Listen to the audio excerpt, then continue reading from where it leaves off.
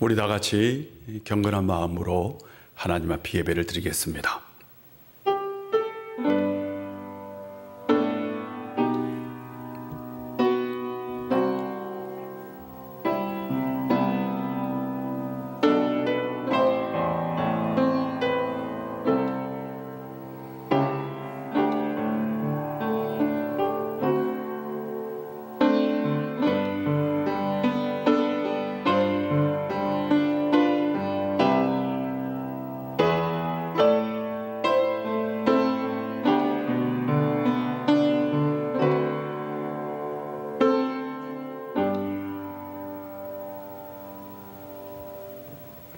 여호와여, 이제 내가 주께서 주신 토지의 소산의 만물을 가져왔나이다 하고 너는 그것을 내 하나님 여호와 앞에 두고 내 하나님 여호와 앞에 경배할 것이며 내 하나님 여호와께서 너와 내 집에 주신 모든 복으로 말미암아 너는 내 이윤과 너희 가운데 거류하는 객과 함께 즐거워할지니라. 아멘. 주 우리 하나님 아버지, 감사와 찬송과 영광을 올려드립니다. 풍성한 오곡백화가 무르익는 결실의 계절에 저희들을 예배의 자리로 불러주시고 영적 결실도 맺게 하여 주시니 감사와 찬송을 올려드립니다. 이 좋은 날 우리의 감사와 찬송이 하나님 앞에 상달되기를 소망합니다. 주님의 빛난 얼굴을 우리에게 비추어 주셔서 우리의 심령에 아름다운 성령의 열매들이 맺게 하여 주옵소서. 이번 주에는 우리 민족 고유의 명절인 추석도 있사오니 예비하는 우리의 중심에 걱정과 근심과 흑암의 권세가 다 물러가게 하시고 기쁨과 은혜와 사랑의 능력이 가득 채워지는 풍성한 결실이 있게 하여 주옵소서. 성령의 이 시간 우리 가운데 함께 해주시고 우리의 마음을 붙들어 주옵소서. 예수님의 이름으로 기원하옵나이다. 아멘. 우리 다 같이 사도신경으로 우리의 신앙을 고백합니다. 나는 전능하신 아버지 하나님, 천지의 창조주를 믿습니다. 나는 그의 유일하신 아들 우리 주 예수 그리스도를 믿습니다. 그는 성령으로 잉태되어 동정녀 마리아에게서 나시고 본디오 빌라도에게 고난을 받아 십자가에 못 박혀 죽으시고 장사된 지 사흘 만에 죽은 자 가운데서 다시 살아나셨으며 하늘에 오르시어 전능하신 아버지 하나님 우편에 앉아 계시다가 거기로부터 살아있는 자와 죽은 자를 심판하러 오십니다. 나는 성령을 믿으며 거룩한 공교회와 성도의 교제와 죄를 용서받는 것과 몸의 부활과 영생을 믿습니다. 아멘. 찬송가 9장입니다.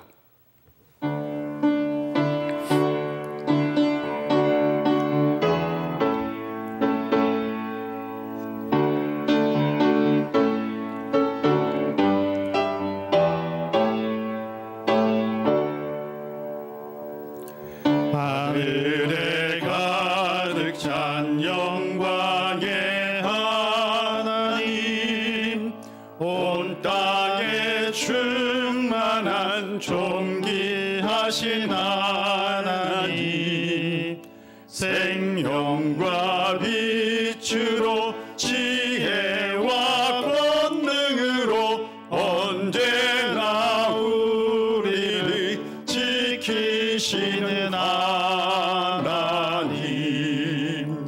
성부와 성자와 성령 삼위의 하나님, 우리 예배를 받아주시옵소서.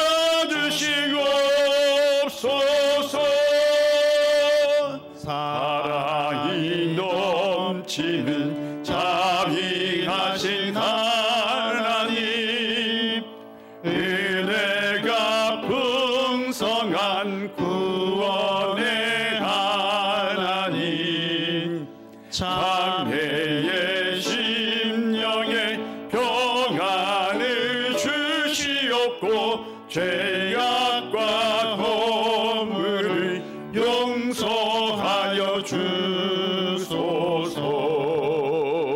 찬송과 영광과 생명 구원의 하나님 우리의 예배를 받아주시옵소서. 연약한 심령을 굳게 세워주시고 우둔한 마음을 지혜롭게 하시고 주의 뜻 받들어 참되게 살아가며 주 말씀 따라서 용감하게 하소서. 권능과 지혜와 사랑 은혜의 하나님 우리 예배를 받아주시옵소서. 주 앞에 나올 때 우리 맘 기쁘고 그 말씀 힘되어 새 희망이 솟는다. 고난도 슬픔도 이기게 하시옵고 영원에 잇대어 살아가게 하소서. 우리의 사랑과 기쁨 생명의 하나님 우리 예배를 받아주시옵소서.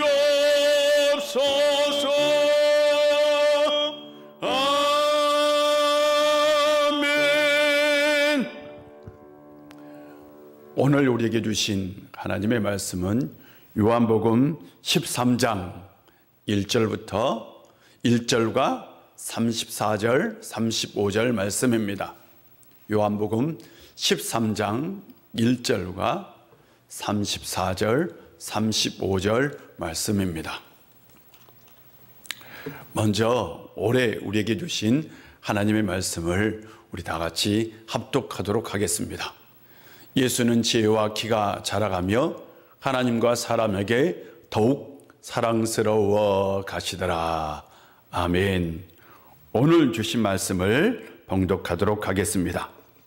6월절 전에 예수께서 자기가 세상을 떠나 아버지께로 돌아가실 때가 이른 줄 아시고 세상에 있는 자기 사람들을 사랑하시되 끝까지 사랑하시느니라. 새 계명을 너희에게 주노니 서로 사랑하라. 내가 너희를 사랑한 것 같이 너희도 서로 사랑하라. 너희가 서로 사랑하면 이로써 모든 사람이 너희가 내 제자인 줄 알리라. 아멘. 최근에 어떤 분이 병원에서 퇴원을 하면서 나는 순교할 각오가 되어 있다 라고 얘기를 해서 이 순교라는 단어가 실시간 검색어에 오르기도 했습니다. 순교는 이 신앙, 내 신앙을 지키기 위해서 스스로 죽음을 선택하는 걸 순교라고 얘기합니다. 순교에 대한 오해가 없었으면 좋겠습니다. 기독교 선교 역사는 순교의 역사이기도 합니다. 우리나라도 예외는 아닙니다. 개신교보다 100년 앞서 들어온 천주교 역사는 순교의 역사로 시작되었습니다. 우리나라에 4대 박해가 있었는데요. 신유박해, 기해박해, 병호박해, 용인박해가 있었습니다. 다 1800년대에 있었던 일이고 가장 먼저 있었던 병인박해는 1801년에 일어났던 일입니다.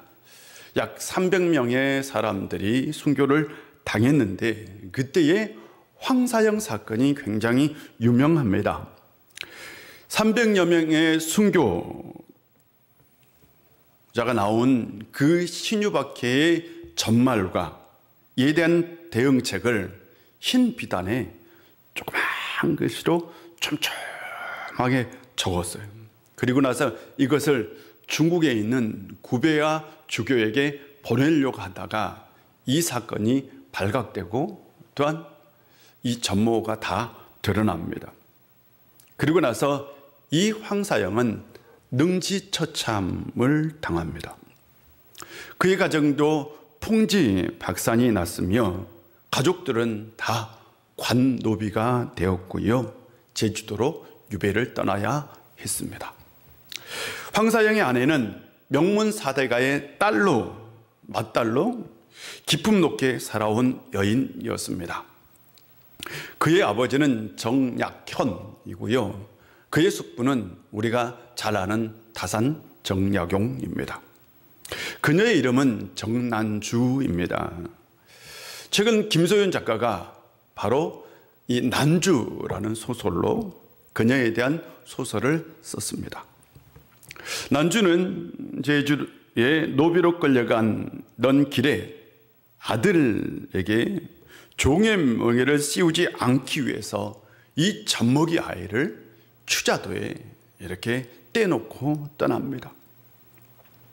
잠든 아이의 앞섬을 열어 이 손끝 혈서로 경신생 황경현이라는 글을 쓴 다음 단단히 옷섭을 여미고요. 사람의 눈에 띌 만한 나무 아래 내려놓았습니다. 그리고 잠든 아이에게 이렇게 말합니다.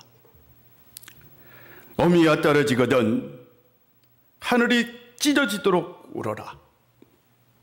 울어서 내가 살아있음을 알려야 한다. 그래야만 내가 산다. 그 울음을 주께서 들을 것이고 사람의 귀가 들을 것이고 전국에는 인정이 움직일 것이다. 어미는 잊기도 잊으려니와 그리워도 말거라.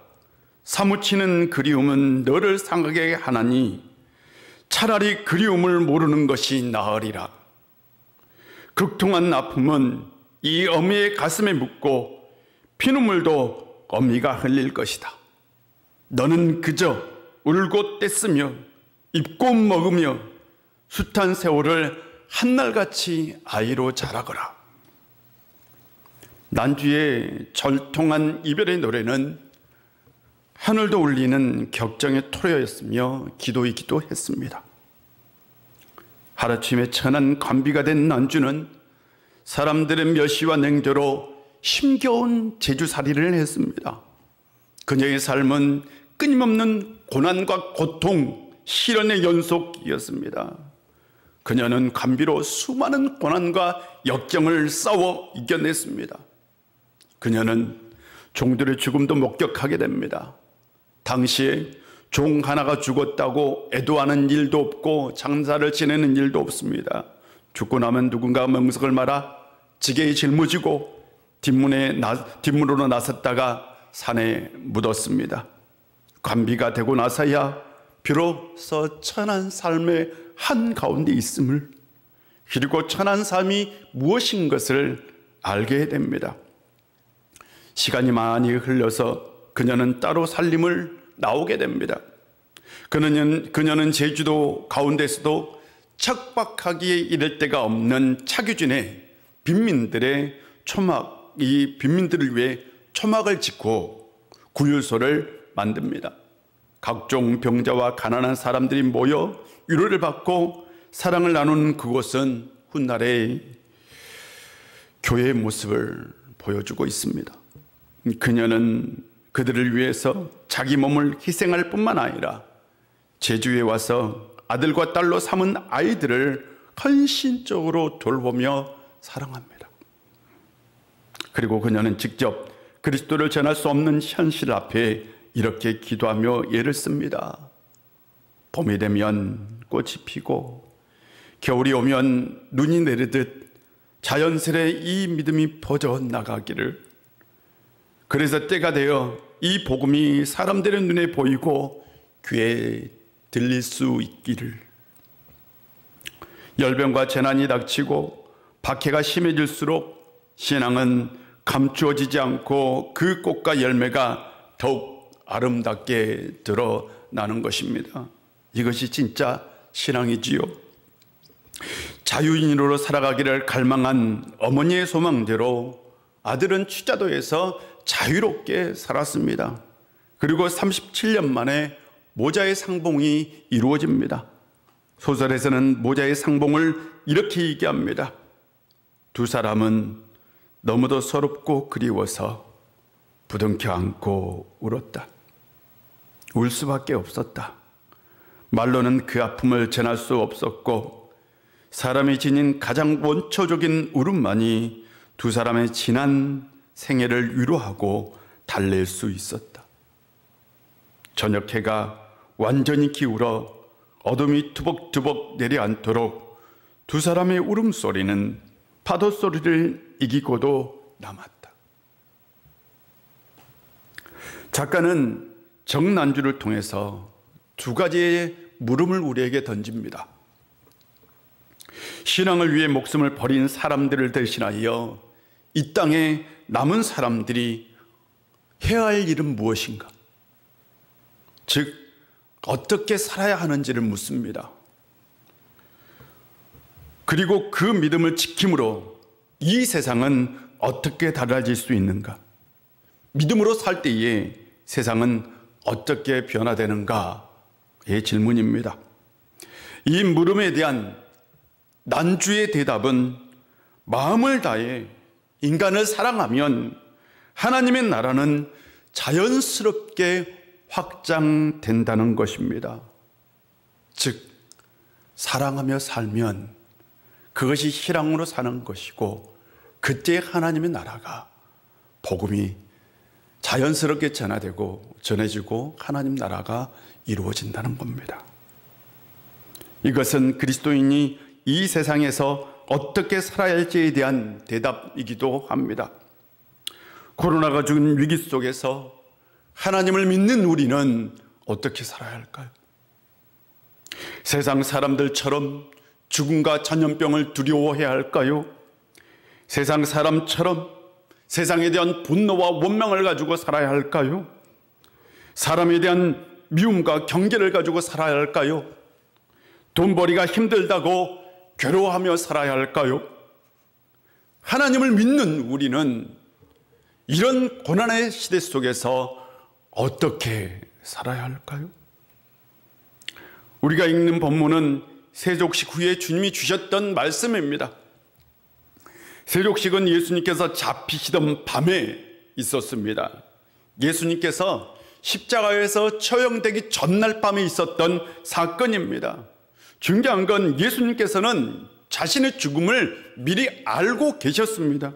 성경은 말합니다. 이미 자신이 곧 세상을 떠나 아버지께로 갈 것을 아셨다라고 얘기합니다.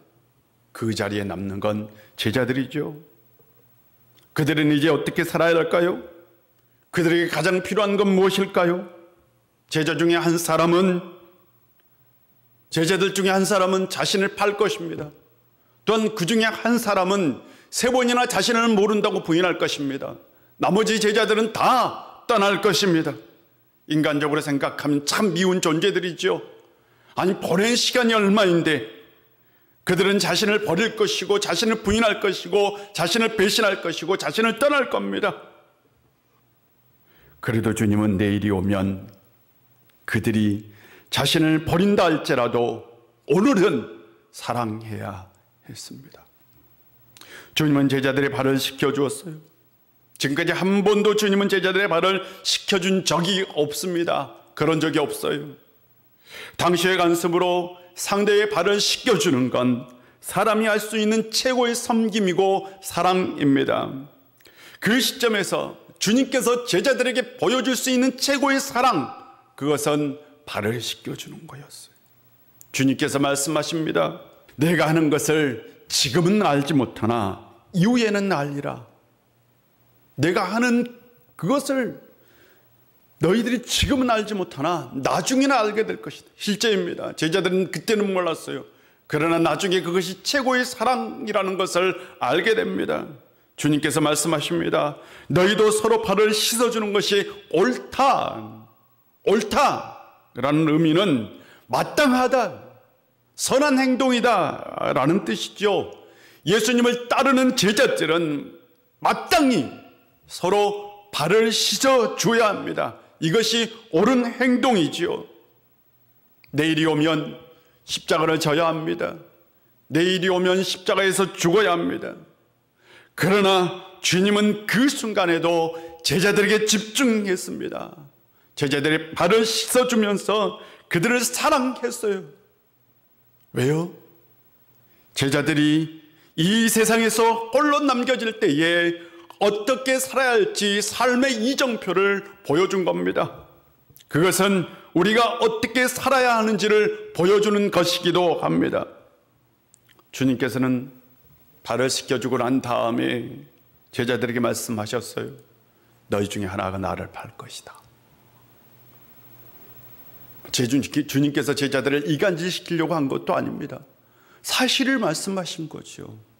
그때의 제자들은 서로를 의심하기 시작했어요. 성경은 분명히 기록되어 있습니다. 제자들이 서로를 의심했다고. 제자들이 서로 의심하는 그것이 바로 제자들의 실제였습니다. 그들은 서로를 의심하고 서로 간에 경쟁하고 서로를 미워했어요. 그들 가운데 사랑이 없었습니다. 그들에게 빈 공간이 있었다면 그건 사랑이었습니다. 그래서 주님은 제자들에게 세 계명을 주셨어요. 서로 사랑하라. 세 계명이 뭐가 서로 사랑입니까? 사랑한다는 것이 왜 세 계명입니까? 당연한 거잖아요. 사랑한다는 건 사람의 도리이고 신앙인의 도리입니다. 당연히 서로 사랑해야 합니다. 그런데 주님께서 덧붙이셨습니다. 내가 너희를 사랑한 것 같이, 내가 너희를 사랑한 것처럼 서로 사랑하라 라고 말씀하셨습니다. 제자들은 아직 이게 무슨 뜻인지 몰랐어요. 서로 사랑한다는 의미도 무엇인지 몰랐습니다. 그들은 근본적으로 주님이 누구인지를 몰랐습니다. 나중에 알게 됐죠. 주님께서 하나님의 아들이라는 사실을, 하나님의 아들로 자신들을 위해서 십자가를 지셨다는 것을, 하나님의 아들로 이 세상에 오셔서 자신들의 발을 씻겨주었다는 것을 알게 되었습니다. 하나님의 아들이신 그분이 배신할 자신들의 그 발을 씻겨주신 거지요. 그것처럼 큰 사랑이 있겠습니까?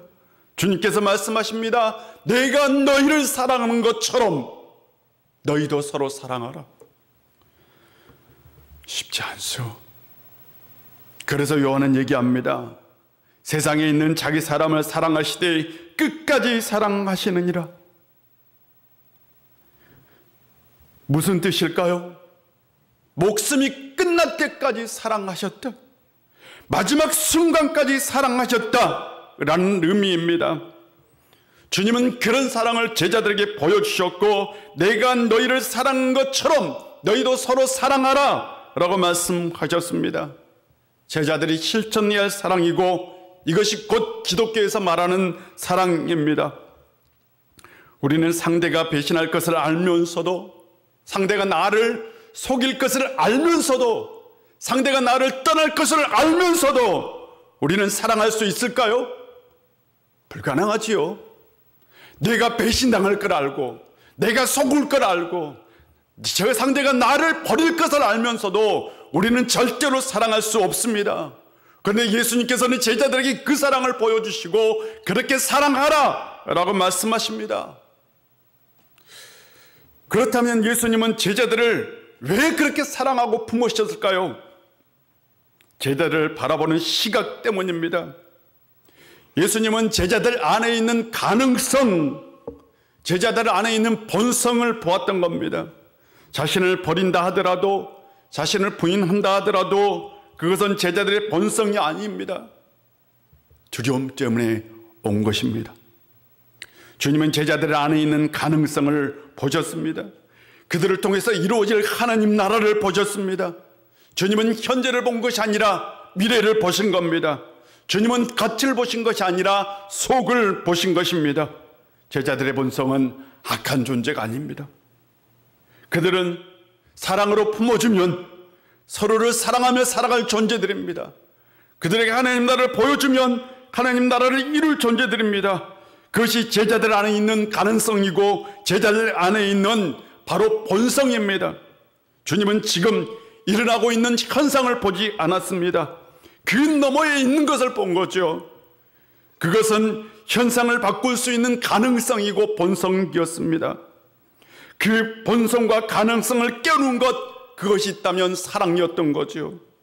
주님께서 제자들에게 줄 수 있는 마지막 선물, 그것은 사랑이었습니다. 왜냐하면 사랑만이 현실, 현재 일어나고 있는 일, 현상을 바꿀 수 있기 때문입니다. 사랑만이 우리 안에 있는 가능성을 깨우고 하나님 나라를 이룰 수 있게 하기 때문입니다. 그래서 기독교를 사랑의 종교라고 얘기합니다. 그렇다면 우리는 이 코로나의 어려운 시대에서 어떻게 살아야 할까요? 불평하고 원망하며 살아야 할까요? 경계하고 미워하며 살아야 할까요? 괴로움과 절망 가운데 살아야 할까요? 아닙니다. 우리는 어떻게 해서든지 사랑하며 살아야 합니다. 그것이 우리 안에서 새로운 미래를 만드는 놀라운 능력이고, 누가 뭐래도 우리는 사랑하며 살아야 합니다. 주님께서 우리에게 보여주신 것이고 주님께서 우리에게 말씀하신 겁니다.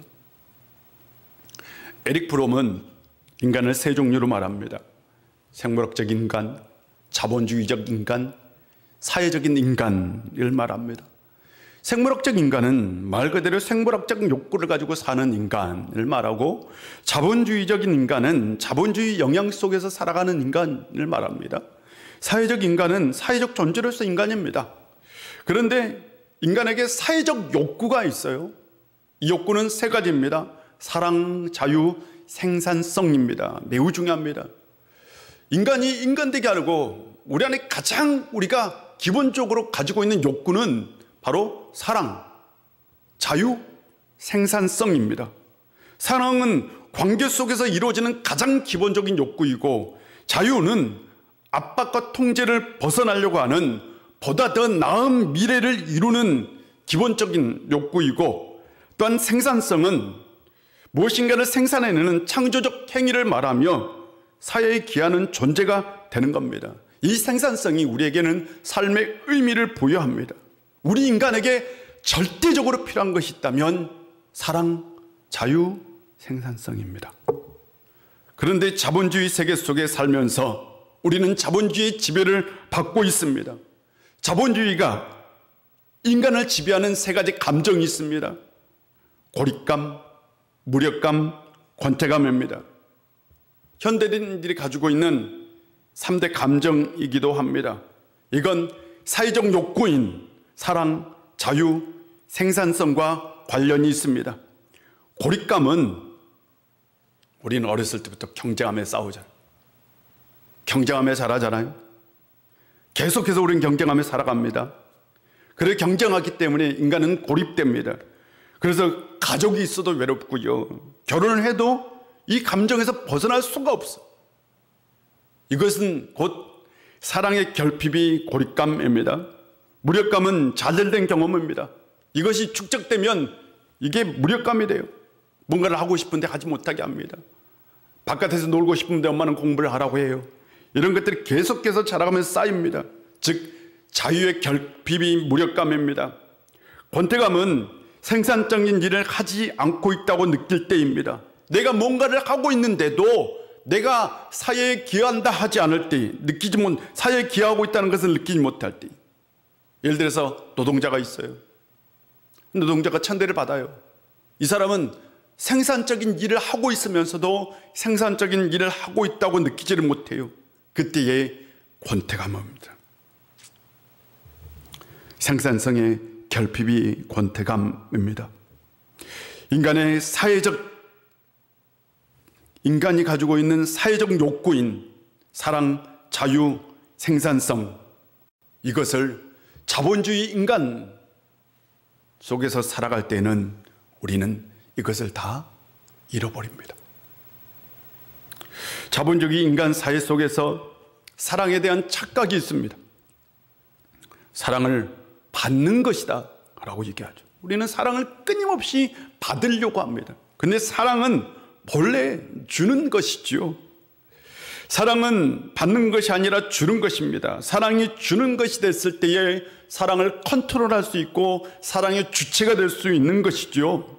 사랑을 받으면 내가 사랑의 주체가 될 수 없고 내가 사랑을 컨트롤할 수도 없습니다. 또한 자본주의 사회 속에서 사랑은 상품으로서의 사람을 사랑하는 것이죠. 좋은 상대를 고르고 좋은 조건을 얘기하고 이것이 다 상품의 가치로 사람을 사랑하는 겁니다. 부모가 자녀를 대할 때에 자녀가 상품이 되기도 합니다. 공부를 잘하는 자녀를 더 사랑한다면, 말을 잘하는 자녀를 더 사랑한다면 상품의 가치로서 자녀를 사랑하는 겁니다. 우리가 모르는 사이에 우리는 이미 자본주의 사회 속에서 우리는 이렇게 사랑하며 살아가고 있습니다. 사회적 존재로서 인간을 사랑하는 것이 아니라 자본주의적 존재로서 인간을 사랑하고 있습니다. 사회적 존재로서 인간을 사랑하는 건 인간의 본성을 사랑하는 겁니다. 이것을 본성적인 사랑이라고 얘기합니다. 인간 그 자체를 사랑하는 것이죠. 상품을 사랑하느냐, 본성을 사랑하느냐, 우리는 무엇을 사랑하고 있을까요? 기독교의 사랑은 무엇을 얘기하고 있을까요? 우리가 사람을 사랑한다고 했을 때에 상품의 가치로서 사람을 사랑하고 있을까요? 존재로서 사람을 사랑하고 있을까요? 잘 생각해 보십시오. 예수님께서 어떤 사랑을 보여주셨습니까? 상품의 가치로서 제자들을 사랑했습니까? 존재로서 제자들을 사랑했습니까? 나를 사랑하니까, 얘는 나를 사랑하니까 내가 얘를 사랑해야지. 나를 사랑하지 않으니까 난 얘를 사랑하지 않을 거야. 아닙니다. 예수님은 제자들을 존재로서 사랑했습니다. 우리는요, 나에게 잘해주는 사람, 나를 사랑하는 사람, 나를 위해 헌신하는 사람, 내 편이 되는 사람을 사랑하고 있지 않습니까? 우리는 상대에 대해서 사람이기 때문에 사랑하고 있을까요? 좋은 대학을 다녀서, 좋은 직장을 가져서, 남편이 잘해주어서, 아내가 잘해주어서 사랑한다면 그건 자본주의적 사랑입니다. 사회적 존재로서의 사랑은 아닙니다. 우리는 사랑하는 사람이 되어야 합니다. 부간에도 본성적인 사랑이 있어야 합니다. 부모와 자식 간에도 본성적 사랑이 있어야 합니다. 부모가 잘해줬기 때문에 사랑하는 것이 아니고요, 자녀가 뭔가 잘하고 있기 때문에 사랑하는 것이 아니고 존재의 가치로서 사랑해야 합니다. 부모님이 많은 재산을 물려주셨다고 존경하는 것이 아니고 사랑하는 것이 아닙니다. 부모이기 때문에 사랑하는 거죠. 타인에 대한 사랑도 마찬가지입니다. 타인이 나에게 큰 해를 끼치지 않았다면 우리는 본성적 사랑을 해야 합니다. 왜냐하면 사랑만이 세상을 바꾸고 사랑만이 우리를 진정으로 행복하게 만들기 때문입니다. 그런데 우리는 자본주의적 사랑에 길들여져 있습니다. 그래서 우리는 우리도 모르는 사이에 가치적 사랑, 상품으로서의 사랑을 하고 있습니다. 우리는 벗어나야 합니다.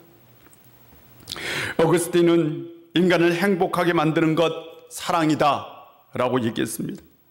그는 인간의 불완전성 때문에 하나님 안에서만 행복을 구할 수 있다고 했고요, 인간이 하나님 안에서 행복을 찾는 것은 사랑이라는 특별한 기능 때문이라고 얘기했어요.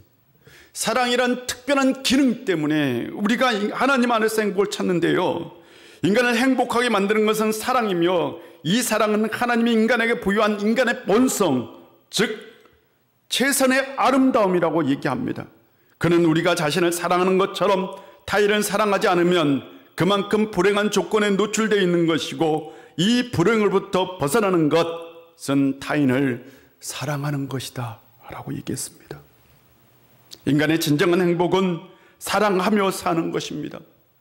아무리 돈이 많고 아무리 삶의 조건이 좋아도 사랑을 주지도 사랑을 받지도 못한다면 그 사람은 행복하게 살 수 없습니다. 우리를 진정으로 행복하게 만드는 건 사랑하며 사는 것입니다. 주님께서 말씀하셨습니다. 서로 사랑하라. 내가 너희를 사랑하는 것처럼 서로 사랑하라. 본성적 사랑입니다.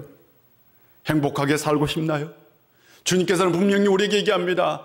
행복하게 살고 싶다면 서로 사랑하라. 명절에 저는 우리의 모든 성도님들이 행복한 가정 가운데서 행복하게 살았으면 좋겠어요. 그저 옆에 있어 주어서, 그냥 옆에 존재해 주어서, 그냥 살아 있어서, 그냥 함께 있어서 그 자체로서 행복하고 기뻤으면 좋겠어요. 그 자체로서 사랑했으면 좋겠어요. 뭔가를 해서, 결혼을 해서 잘 살아서가 아니라, 직장을 다녀서 용돈을 줘서가 아니라, 그냥 그 자체가 있어서, 살아있어서, 존재하고 있어서, 함께하고 있어서, 이것이 곧 본성적 사랑입니다. 이것이 곧 사회적 존재로서의 사랑입니다. 이것이 곧 기독교의 사랑이며 주님께서 보여준 십자가의 사랑이기도 합니다. 사람을 상품의 가치로 매기지 말고 사랑받아야 할 존재로 사랑할 수 있는 성도님들 되시기를 주의 이름으로 축복합니다. 명절에 이런 사랑이 여러분의 가정 가운데 있기를 주의 이름으로 축원합니다. 기도하겠습니다. 아버지 하나님, 십자가의 은총으로 우리를 사랑해 주셔서 감사드립니다. 서로 사랑하라. 내가 너희를 사랑한 것처럼 서로 사랑하라 라고 말씀해 주셨는데, 우리가 그 사랑을 실천하며 살게 하여 주옵소서. 우리는 자본주의적 인간 사회 환경 속에서 자본주의가 주는 사랑의 가치를 가지고 살아가고 있습니다.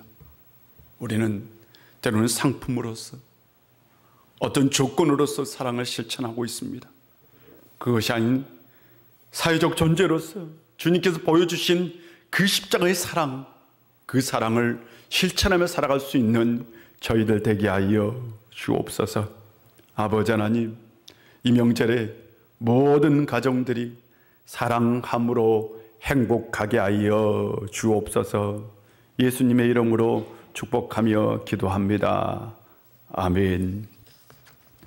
찬송가 300장입니다.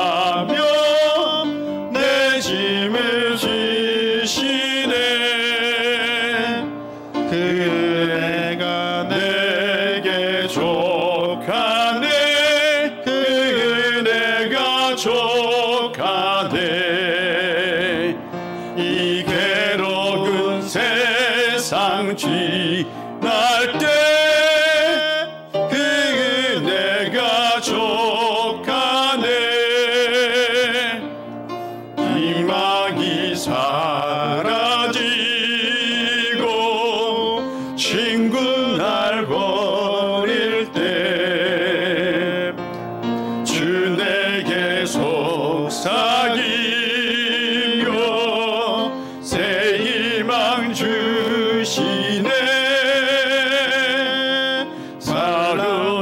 맹렬하여 두려워 떨 때에 승리의 왕이 되신 주 음성 들리네. 그네가 내게 족하네. 그네가 족하네. 이 괴로운 세상 지날 때 그네가 족하네.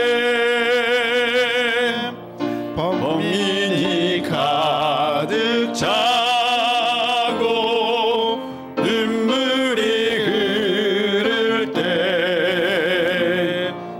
주 나의 곁에 오사 위로해 주시네. 반란이 닥쳐와서 어려움 당할 때 주님의 능력이 원수를 이기네. 그네가 내게 족하네. 그네가 족하네. 이 괴로운 세상 지날 때 그네가 족하네.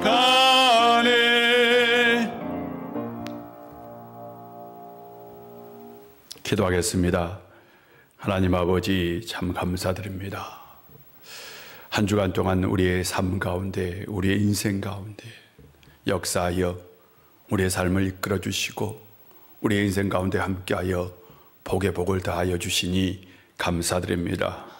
아버지 하나님, 그 은혜를 기억하고 이 시간 빈손으로 나오지 아니하고 정성껏 예물을 준비하여 하나님 앞에 가지고 나왔습니다. 주님 앞에 마음을 다해 영혼을 다해 드리오니 이 예물을 받아주시고 금양하여 주시고 드리는 손길 위에 하늘의 신령한 복과 땅의 기름진 복으로 채워 주시옵소서. 코로나 때문에 교회들마다 굉장히 어려움 가운데 있습니다. 우리 우일교회도 쉽지 않는 지금 시기를 지나고 있습니다.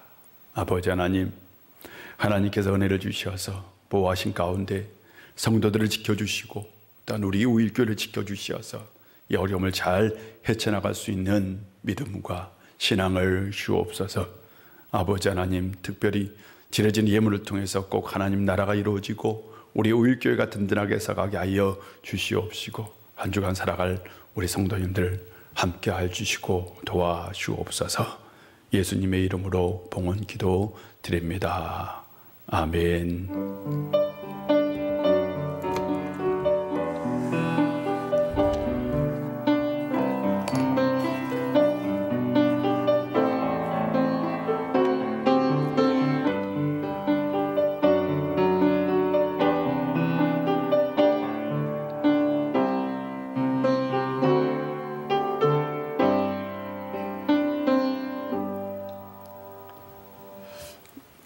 곧 명절인데요.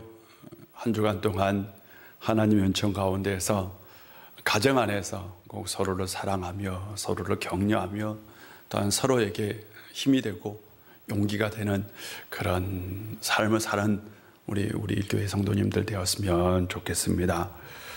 다음 주 예배를 어떻게 드릴지는 우리 장로님들과 의논해서 여러분에게 공지해 드리도록 하겠습니다. 릴레이 기도가 계속 진행되고 있습니다. 30일까지 있기 때문에 얼마 남지 않는데요. 참석하신 분들에게 감사드리고 어디에 있든지 우리 모두 꼭 기도했으면 좋겠습니다. 헌금은 계좌가 있어요. 헌금 계좌가 있으니까 그걸로 보내주시든지 나중에 모아서 가지고 오시면 되겠습니다. 나머지 광고는 혹시 결정된 것이 있으면 꼭 공지해 드리도록 하겠습니다. 우리 따라합시다. 우리는 오직 예수, 오직 믿음으로 살아야 합니다. 우리는 오직 예수, 오직 믿음으로 살아야 합니다. 아멘. 우리 다 같이 손 들고 찬양하겠습니다.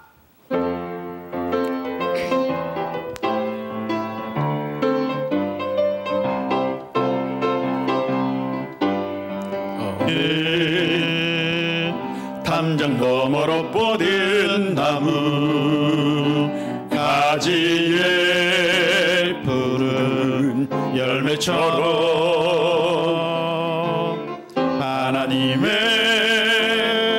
귀한 축복이 삶에 가득히 넘쳐날 거야. 너는 어떤 시련이 와도 능히 이겨낼 강한 발이 있어. 전능하신 하나님께서 너와 언제나 함께 하시니 너는 하나님의 사랑, 아름다운 하나님의 사랑. 나는 널 위해 기도하며 내 길을 축복할 거야. 너는 하나님의 선물, 사랑스러운 하나님의 열매, 주의 품에 꽃 피운 나무가 되어줘.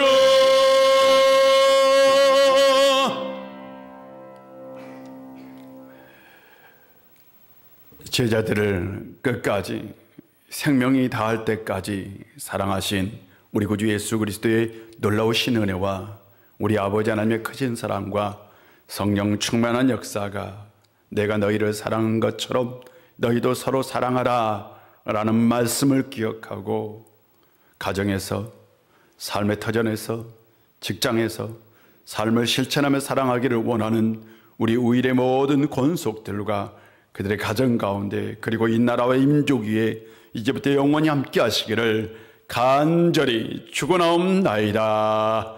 아멘.